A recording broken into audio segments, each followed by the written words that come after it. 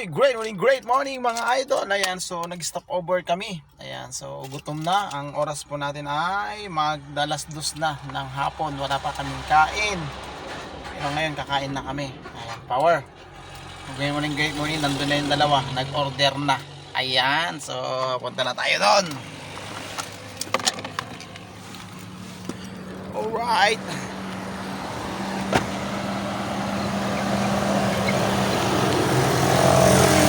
Okay, andito na tayo. Ayan, so nakita niyo dito, ang ganda dito ng view.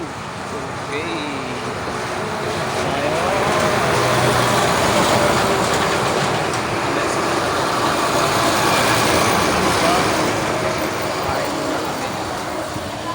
Ayan, so great morning. Ha? Kain na.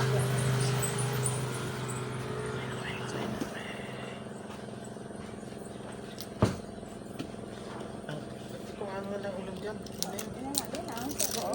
Ayun na pala, meron na pala eh. Forward to ito.